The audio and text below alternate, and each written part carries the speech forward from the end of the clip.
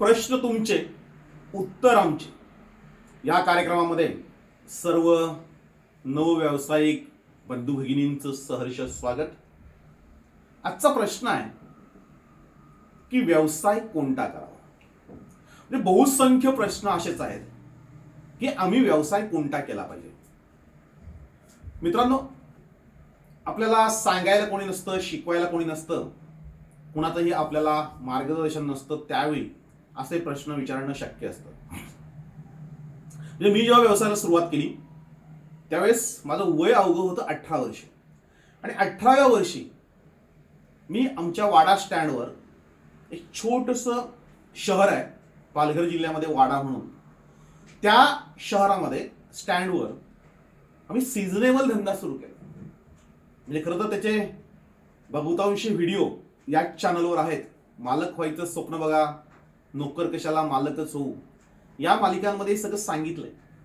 तर या प्रश्नाच्या अनुषंगाने सांगतोय की आपण जेव्हा मार्केटमध्ये फिरतो, आजूबाजूला बघतो, आपल्या घरात वापरणाऱ्या आपण वस्ता विकत घेतो, हे सगळं बघितल्यानंतर लक्षात येतं की ह्या सगळ्या गोष्टी येतात कुठून. आणि जर ह्या विकणारे लोक आहेत तर हा व्यवसाय आपण का करू नये. कमीत कमी पैशात जर कोणता व्यवसाय करायचा असेल, म्हणजे कमीत कमी पैसा गुंतवून लगेच त्याचं रिटर्न जर पाहिजे असेल, म्हणजे आम्ही नेहमी सांगतो की 1000 दिवस व्यवसाय करावा, पण सुरुवातीला तो व्यवसाय एक 15 दिवसाचा असावा. 15 दिवसामध्ये आपल्याला रिटर्न्स पाहिजेत, त्याच्यानंतर आपल्याला 3 महिन्यामध्ये रिटर्न्स पाहिजेत देणारा धंदा करावा, त्याच्यानंतर आपण 6 महिने रिटर्न देणारा धंदा करावा, आणि त्याच्यानंतर 1000 वर्षामध्ये आपण स्थिर स्थावर होणारा, आपल्या अनेक पिढ्यांपर्यंत चालणारा असा धंदा शोधावा. पण जेव्हा आपल्या हातामध्ये काही नसतं, आपण अंधारात चाचपडत असतो, त्यावेळेस आपल्याला गुंतवलेला पैसा हा कमी पाहिजे आणि त्याचे रिटर्न्स तात्काळ पाहिजे. म्हणून सुरुवातीला सिजनेबल धंदा सुरू केला. म्हणजे आपल्याकडे आता बघा, गणपती झाले, गणपती यायच्या 8 दिवस आधी रस्त्यावर अनेक वस्ता विकणारे लोक होते. म्हणजे ते अगदी चायनीज माल असेल, झेंडूच्या माळा असतील, लाईटचं सामान असेल, हातात घ्यायचं, या टोकापासून त्या टोकापर्यंत फिरायचं, बऱ्याचदा गावोगावी जायचं आणि गणपतीसाठी लागणारं साहित्य विकायचं. म्हणजे सुरुवात दिवाळीपासून झाली होती. दिवाळीला आकाश कंदील, रांगोळ्या आणि ग्रीटिंग्स, म्हणजे आता कोणी ग्रीटिंग्स पाठवत नाही, त्यावेळेस ग्रीटिंग खूप चालायची. मित्रांना मैत्रिणींना द्यायला ग्रीटिंग्स लागायची. आणि आमचं एक छोटंसं हे गाव होतं, इथे काही ग्रीटिंग्स मिळत नव्हती, म्हणून ठाणा मुंबईवरून ती होलसेलमध्ये आणायची आणि इथे आणून ती विकायची. हे सिजनेबल धंदे असतात, इथे तुम्हाला तात्काळ रिटर्न्स मिळतात आणि ते रिटर्न्स अव्वाच्या सव्वा असतात. म्हणजे होलसेलमध्ये जी वस्तू आपल्याला 100 रुपयात मिळते, त्याची मार्केटमध्ये विक्री ही 200 ते 300 रुपये असते. म्हणजे आपल्याला दुपटीपेक्षा जास्त फायदा असतो. सुरुवातीला आम्ही आकाशकंदील असतील, रांगोळ्या असतील, ग्रीटिंग्स असतील, पंत्या असतील, दिवाळीमध्ये ज्या ज्या गोष्टी लागतात त्या विकायला सुरुवात केली. त्याच्यानंतर मग दिवाळीनंतर जे जे सण उत्सव आले, त्या सण उत्सवांना काय लागतं ते एका छोट्याशा जागेत उभं राहून किंवा शहरभर फिरून त्या वस्ता विकायला आम्ही सुरुवात केली होती. त्याच्यानंतर वाडा शहरातील एका केळ्याच्या गाडीवर केळी विकली. त्याच्यानंतर एका किराणा मालाच्या दुकानामध्ये, जिथे ॲग्रोचं दुकान होतं, म्हणजे ॲग्रिकल्चर वस्ता विकल्या जायच्या, औषधं खतं विक्री व्हायची, तिथे कामाला लागलो. त्याच्यानंतर एका फार्म हाऊसमध्ये मजूरकर म्हणून कामाला लागलो.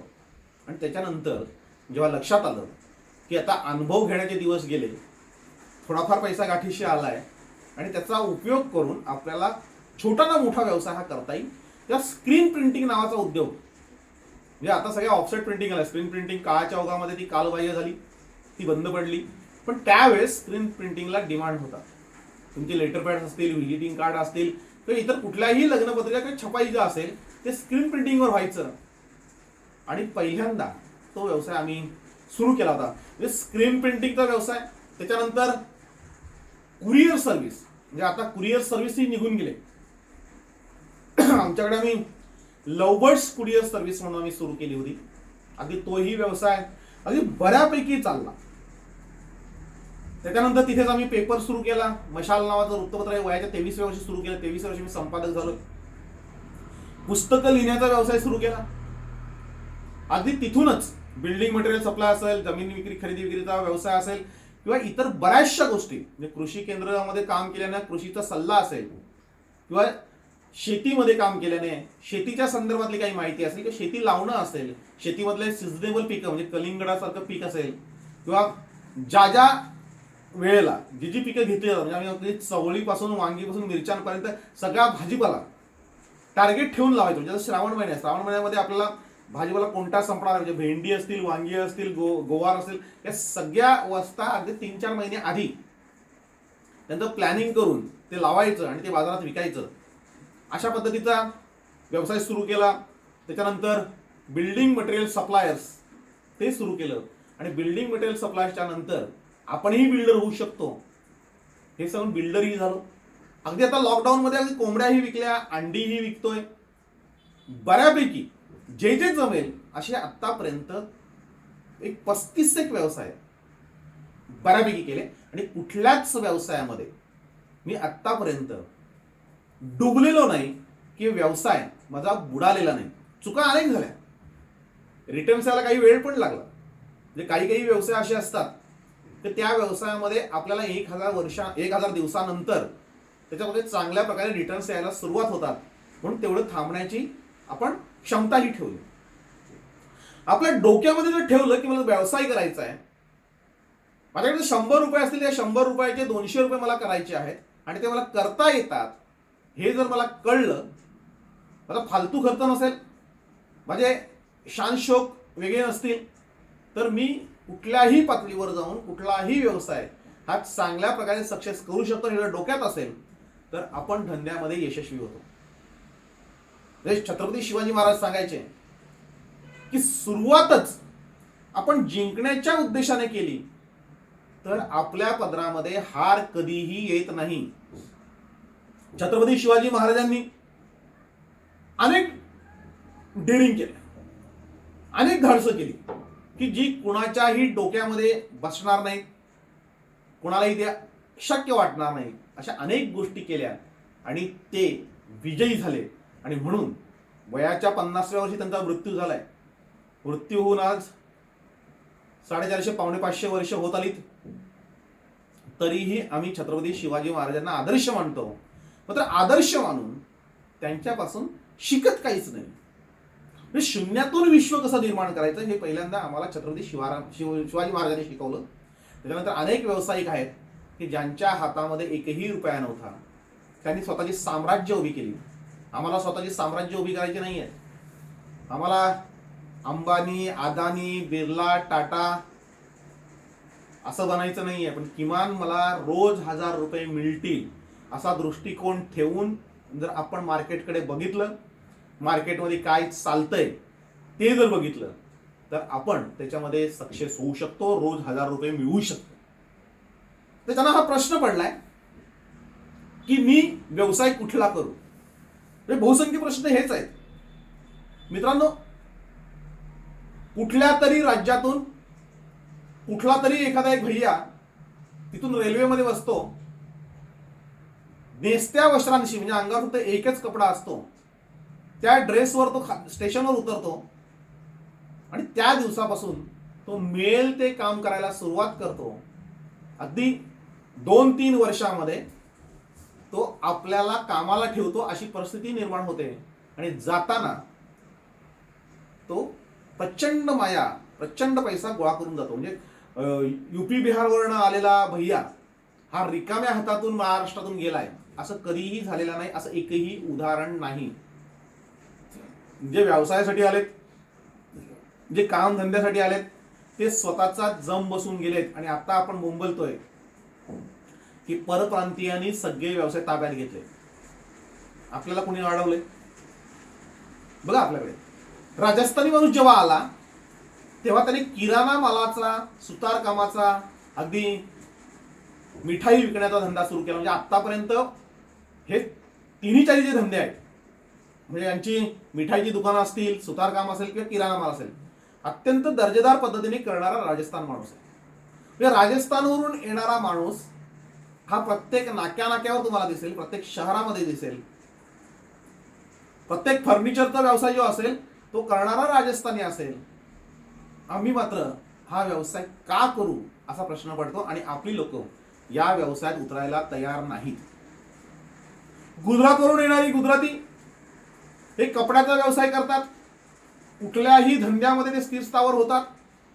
अगदीच शेअर बाजारावर साम्राज्य निर्माण करतात आणि आपला मृत्यू जवळ येतो तरीही आपल्याला शेअर बाजाराचा थांग पत्ताही लागत नाही. मित्रांनो, हे मी अभिमानाने सांगतोय की वयाच्या 23व्या वर्षी मी शेअर बाजारामध्ये घुसलो होतो आणि अजूनही मी शेअर बाजारामध्ये आहे. शेअर बाजारामध्ये गुंतवणूक करणारा हा मी पहिला कुणबी समाजाचा होतो त्यावेळेस. त्याच्यावेळेस शेअर बाजार कोणाला कळत नव्हतं. पण माझ्या डोक्यात होतं की अजून गुजरात्यांची मुलं आहेत, गुजराती व्यापारी आहेत, ते दिवसभर मार्केट मार्केट मार्केट करतात. हा नेमकं मार्केट नावाचा प्रकार काय आहे. त्यावेळेस त्यांच्याकडून शिकून घेतलं आणि त्या धंद्यामध्ये मी स्थिर स्थावर तेव्हापासून आत्तापर्यंत चालू आहे. अनेक चढ उतार आले, अनेक हरण्याचे प्रसंग आले, पण त्याच्यापेक्षा कितीतरी प्रसंग हे जिंकण्याचेही आले. त्याच्यामुळे त्या क्षेत्रामध्ये शिरणारा माणूस हा गुजराती असतो आणि गुजराती माणूस हा त्याच्यातून अगदी चांगल्या प्रकारे पैसा कमवून हा बाहेर येतो.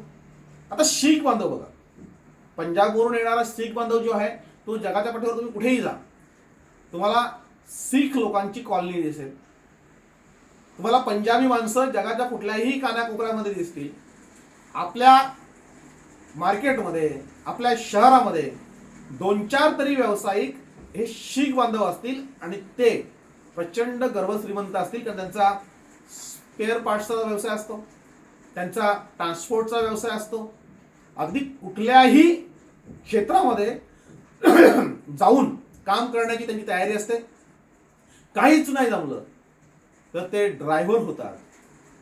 1-2 वर्षामध्ये म्हणजे कोणाकडे तरी ड्रायव्हिंग करून स्वतःची गाडी घेतात आणि त्याच्यानंतर 5-50 गाड्या रांगेत उभ्या करतात.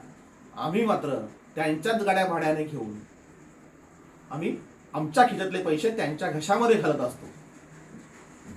आता उडपी लोक बघा, यांचा व्यवसाय जगाच्या वाटेवर कुठेही जा, व्यवसाय आहे हॉटेल व्यवसाय. म्हणजे उडप्याचं हॉटेल, म्हणजे आम्हाला आमचे खाद्यपदार्थ आवडतात, पण उडपी लोकांनी त्यांचे खाद्यपदार्थ आमच्या महाराष्ट्रामध्ये प्रसिद्ध केले आणि आज ती उडपी हॉटेल अगदी चांगल्या प्रकारे चालतात. ते त्यांचेही पदार्थ ठेवतात, आपलेही पदार्थ ठेवतात. अगदी छोट्या टपरीपासून चांगल्या हॉटेलपर्यंत उडपी हॉटेल ही फेमस झालेली आहेत. म्हणजे मोठ्या प्रमाणावर त्याच्यामध्ये आपण त्यांची प्रगती होताना दिसते. बिहारवरून जी लोक येतात, युपीवरून जी लोक येतात, ही मजूर करासारखं, हमालासारखं सुरुवातीला कुठलंही काम करतात. ते मोल मजुरीला प्राधान्य देतात. अगदी पानाचा व्यवसाय असेल, दुधाचा व्यवसाय असेल, ही सगळी मंडळी युपी बिहारचीच असते. कुठलंही काम करायला जी माणसं लादत नाही ती असतात युपी बिहारची. आणि देशाच्याच नव्हे तर जगाच्या कानाकोपऱ्यामध्ये ही लोक कुठेही जाऊन स्थिर स्थावर होतात. कारण टार्गेट एक असतं की आपण आपलं साम्राज्य हे स्वतः उभा करायचं असतं. आपल्याला स्वतःचं जीवन स्वतः जगायचं असतं आणि म्हणून आपल्याला 2 मुलं सांभाळता येत नाहीत. पण त्यांच्याकडे 5-5, 10-10 पोरं असतात आणि ती चांगल्या प्रकारे ते सांभाळतात. आपल्याकडे नोकरी व्यवसाय करून गावाकडे पैसे पाठवतात आणि गावाकडल्या जर त्यांच्या प्रॉपर्ट्या बघितल्या तर त्या खूप मोठ्या प्रमाणात असतात. म्हणजे त्यांच्याकडे खूप शिकण्यासारखं आहे. म्हणजे आम्ही शरदनगर जेव्हा उभं करायला झालं तेव्हा आमच्याकडे सगळी लोक संशयाने बघत होती की हा काय बिल्डर होणार आहे, हा काय बांधणार आहे. पण माझ्याकडे पहिला फ्लॅट घेणारा भैया होता. म्हणजे आज जर शरदनगरमध्ये बघितलं तर मराठी माणूस किंवा आपला जो माणूस आहे तो माणूस फ्लॅट घेताना 10 वेळा विचार करतो. पण रस्त्यावर पाणीपुरी विकणारा, फर्निचरचं काम करणारा, छोटे मोठे व्यवसाय करणारा तो आज फ्लॅटचा मालक आहे. म्हणजे मी ते शरदनगरमध्ये जेव्हा ते व्यवहाराला माझ्याकडे येतात तेव्हा मी बघतोय की ज्याची आपल्याला वाटते की हा फ्लॅट काय घेणार आहे, तो अगदी चांगल्या प्रकारे व्यवहार करून आपली गावाकडली मुलं पत्नी, कुटुंब हे सगळं आणून तिथे स्थिरस्थावर होतोय आणि आपला माणूस अजूनही शहरातून गावाकडे जातो की गावाकडून आपल्याकडे अपडाऊन करतोय. म्हणजे युपी बिहारी लोकांना शिव्या देण्यापेक्षा त्यांच्याकडनं शिकण्यासारखं खूप आहे. म्हणजे ते अगदी टॅक्सी चालवतील, ते रिक्षा चालवतील, अगदी कुठलाही व्यवसाय करतील. म्हणजे आपल्याकडे बघा आंध्र प्रदेशमधील लोक आले. आंध्र प्रदेशमधील लोक येताना म्हणजे भिवंडी सगळं एक शहर आहे, तिथे अगदी विड्या वळणाऱ्या लोकांपासून तर वस्त्र उद्योग व्यवसायापर्यंत, कापड व्यवसायापर्यंत सगळ्या कारखान्यांमध्ये ते काम करतात. म्हणजे आंध्र प्रदेशातल्या लोकांना जे मिळेल ते काम करण्याची सवय आहे आणि चांगल्या प्रकारे आंध्र प्रदेशातील लोकही आपल्याकडे स्थिर स्थावर झालेले आहेत. फक्त आपल्या ते नजरे त्याच्यासाठी भरत नाहीत की त्यांची काम वेगळी आहे, त्यांची काम करण्याची पद्धत आहे. युपी बिहारच्या लोकांची पद्धत आणि आंध्र प्रदेशमधल्या लोकांची काम करण्याची पद्धत याच्यामध्ये जमीन आसमानाचा फरक आहे. म्हणजे बंगालवरून जी लोक येतात, ओरिसावरून जी लोक येतात, ती कुठल्याही हॉटेलमध्ये काम करतात. म्हणजे कुठल्याही हॉटेलमध्ये तुम्ही जर काम बघितलं, म्हणजे अगदी टपरीपासून तर 5 स्टार हॉटेलपर्यंत बंगाली आणि ओरिसावाले हे तिथे त्यांना भाषा आपली येत नसताना किंवा आणखी कुठल्याही गोष्टी येताना ते शिकतात आणि तिथे आपलं साम्राज्य उभं करतात. अगदी आपल्या देशातून आलेली लोक सोडा, नेपाळवरून आलेली लोक आपल्याकडे वॉचमनगिरी करतायत. अगदी डे नाईट काम करून बऱ्यापैकी पैसे कमावत आहेत आणि आपल्या माणसाला वॉचमन व्हायची लाज वाटते. म्हणजे नोकऱ्या आपल्या बिल्डिंगमध्येच आहेत, नोकऱ्या आपल्या गावामध्येच आहेत, नोकऱ्या आपल्याला बँकेच्या बाहेर वॉचमनगिरी करण्याची जर तयारी असेल तर आपण वॉचमन होऊ शकतो. पण तिथे सगळीकडे तुम्हाला नेपाली दिसतील. म्हणजे आता थोडंफार प्रमाण कमी झालंय, बरीचशी जनजागृती झाली, त्याच्यामुळे आपली पोरंही, पण आपली पोरं म्हणजे कोणती तर देशातली, म्हणजे आपल्या समाजातली किंवा आपल्या आजूबाजूची पोरं नाही आहेत. वॉचमन व्हायला ही लोक लाजत नाहीत. आज ही सिक्युरिटी एजन्सीज ह्या बाहेरच्या लोकांच्या आहेत आणि ही लोक नेपाळवरून आल्यानंतर यांच्याकडे वॉचमनगिरी करून अत्यंत प्रामाणिकपणे काम करतात. जे वॉचमन सांगितला तर तो नेपालीच असला पाहिजे, कारण तेच लोक प्रामाणिकपणे काम करू शकतात. एवढी लोकप्रियता, एवढा विश्वास त्या लोकांनी कमावलेला आहे. आपल्याकडे कुठलीही कंपनी बसू दे, कुठलाही कारखाना येऊ दे, त्या कारखान्याच्या बाहेर पहिलं जे हॉटेल बसतं ते उडप्याचं असतं. दुसरं पंक्चरचं जे दुकान असतं ते केरळी माणसाचं असतं. नारळ पाणी विकणारा असेल, हे छोटे छोटे गोष्टी करणारे असतील, हे गोष्टी करणारे केरळी बांधव असतात. म्हणजे केरळहून आलेला माणूस हा सुरुवातीला नारळ पाणी विकतो किंवा पंक्चरचं दुकान टाकतो आणि त्याच्यानंतर तिथलीच जागा विकत घेऊन तिथे स्वतःचं साम्राज्य उभं करतो आणि आपली पोरं त्यांच्याकडे कामाला लागतात. हा केरळी माणसांचा म्हणजे प्रमुख गुणधर्म आहे की त्यांचा माणूस तिथे व्यवसाय करायला येतो, तो नोकरी करत नाही. म्हणजे एखादा व्यवसाय यशस्वी झाला तिथे तो आपल्याकडली पोरं कामाला ठेवतो आणि त्यांनी गावावरून आणलेली लोक त्यांना नवीन दुकान टाकून देतो आणि रात्री 2 वाजता तुम्ही जाऊन हॉर्न वाजवा, अगदी 1 रुपयाच्या हवा भरण्यासाठी किंवा पंक्चरसाठी ती लोक रात्री 2-2, 3-3 वाजताही उठतात. आपली माणसं आपण 11 ते 5 काम करण्याची आपल्या मेंदूला सवय लावून धरलेली आहे. म्हणजे 5 नंतर जर एखादा ग्राहक आला तर आपण त्याच्याकडे डुंकुनी बघत नाही, त्याला सांगतो उद्या ये. पण केरळी माणसांकडे तुम्ही जा, रात्री 2 वाजता 3 वाजता हॉर्न मारा, ते त्याच्या पंक्चरच्या दुकानातून बाहेर येतील. पत्र्याचं दुकान अख्ख्या हायवेला तुम्ही बघा, आपल्याकडे सगळे रस्ते जिथे असतील तिथे ही केरळी माणसं आपलं साम्राज्य बनवून उभी आहेत. शिंदी माणसं तिथं बघा, म्हणजे शिंदी माणसांचं एक वैशिष्ट्य आहे. आपल्याकडे उल्हासनगरला, ठाणे जिल्ह्यामध्ये उल्हासनगरला शिंदी लोकांची एक मोठी वस्ती आहे. उल्हासनगरला जे शिंद प्रांतातून आलेली ही लोक स्वातंत्र्य मिळाल्यानंतर जी फाळणी झाली त्या फाळणीमध्ये सर्वस्व गमावलेली ही लोक, म्हणजे त्यांच्याकडे काहीही नव्हतं, ती लोक आपल्याकडे आली. आज शिंदी माणूस असेल तो कधीही आरक्षण मागत नाही. शिंदी माणूस कधीही रडत बसत नाही, तो मिळेल तो व्यवसाय करतो. प्रत्येक क्षेत्रामध्ये त्यांनी आपलं कर्तृत्व सिद्ध केलेलं आहे. अत्यंत चांगल्या प्रकारे व्यवसाय करून पैसा कमवून आपल्या कम्युनिटीला, आपल्या समाजाला चांगल्या प्रकारे स्थिर स्थावर करणं हा त्यांचा उद्देश असतो. त्यांच्याकडून खूप काही शिकण्यासारखं आहे. आणि शिंदी लोक जी आहेत हे तुम्हाला जगाच्या पाठीवर कुठेही दिसतील. चांगला यशस्वी व्यवसाय असेल तर तो शिंदी माणसांचा असेल. आज उल्हासनगरचं जरी मी नाव घेतलं असलं तरी प्रत्येक गावामध्ये, प्रत्येक शहरामध्ये सिंधी माणूस बसलेला आहे. अगदी मारवाड्यांची तीच परिस्थिती आहे. ते पूर्वी सांगायचे की जिथे पोहोचत नाही बैलगाडी तिथे पोहोचतो मारवाडी. म्हणजे जिथे कोणीही पोचू शकत नाही अशा ठिकाणी ही लोक पोहोचतात, स्वतःचा व्यवसाय करतात. पूर्ण गाव म्हणजे आपल्या शहरापासून 30-40 किलोमीटरवर जंगलात असलेल्या गावामध्ये मारवाड्याचं दुकान तुम्हाला बघायला मिळेल.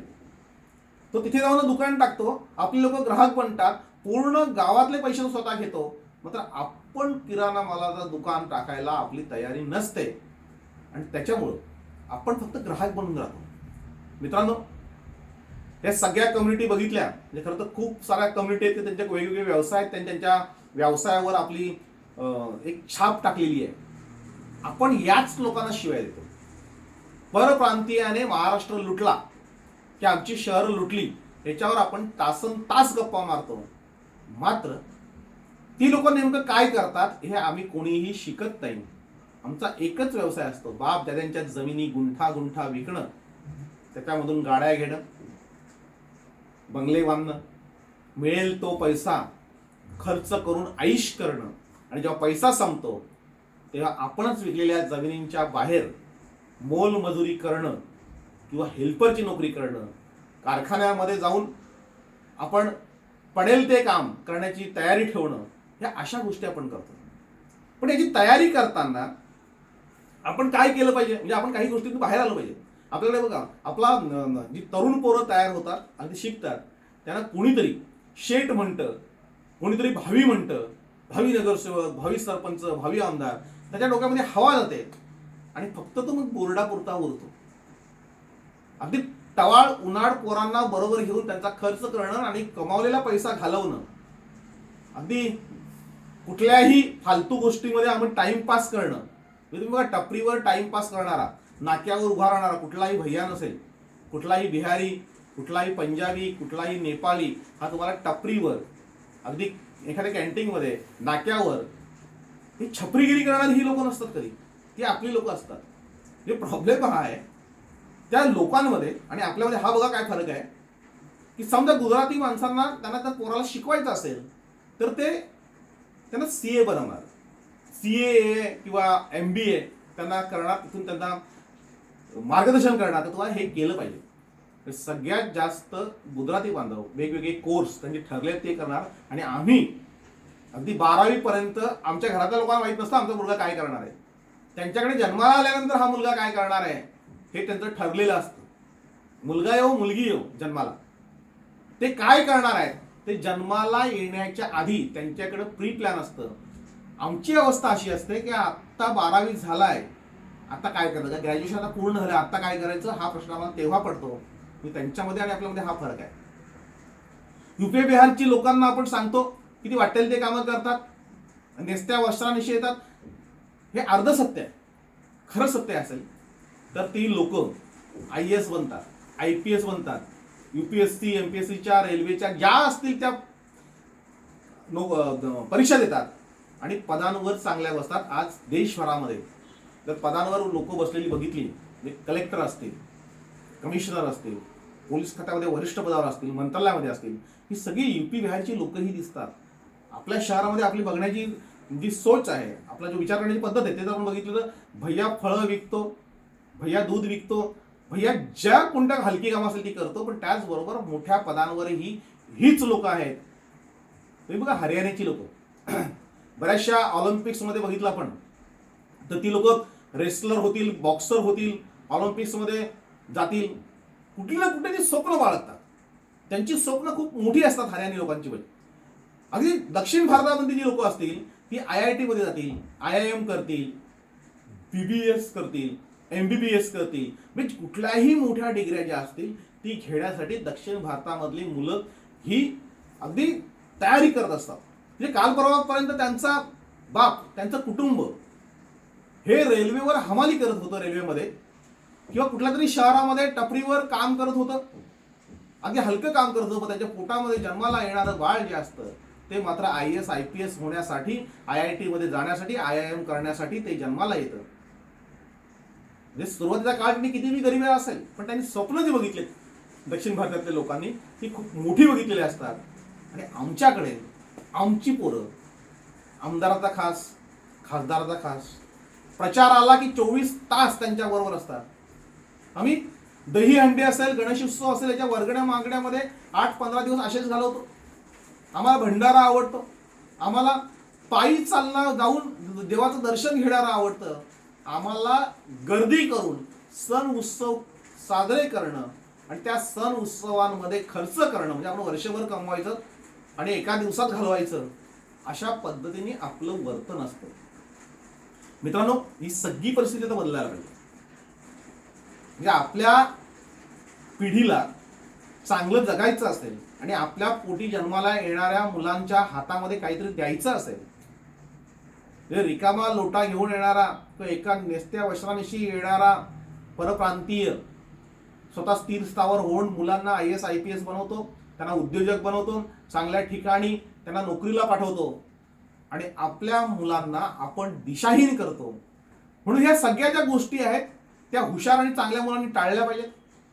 ज्यांच्या आईबापाला विचार करण्याची शक्ती असते, त्यांना चांगली बुद्धी असते, ती लोक त्या परप्रांतीयांकडून काहीतरी शिकतील. ते परप्रांतीयांना दूषण देण्यापेक्षा, परप्रांतीयांना नावं ठेवण्यापेक्षा आपण त्यांच्याप्रमाणे काही करू शकतो का याचा विचार करतील. पुन्हा एकदा सांगतो, सुरुवात कुठलीही करा, कुठल्याही व्यवसायापासून करा. मार्केट तुम्हाला खुलं आहे, ओपन आहे.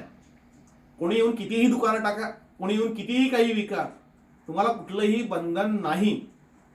फक्त मार्केटमध्ये बघा काय चालू शकतं, आपण काय विकू शकतो. सुरुवात ही जिंकण्याच्या उद्देशाने करा. छत्रपती शिवाजी महाराजांचा एकच आदर्श घ्यायचा असेल तर आपण जी केलेली सुरुवात होती ती मी हरण्यासाठी जात नाही, मी जिंकण्यासाठी जातोय. जर तुम्ही जिंकण्यासाठी जर सुरुवात केली तर तुमच्या आयुष्यामध्ये हार कधीही येणार नाही.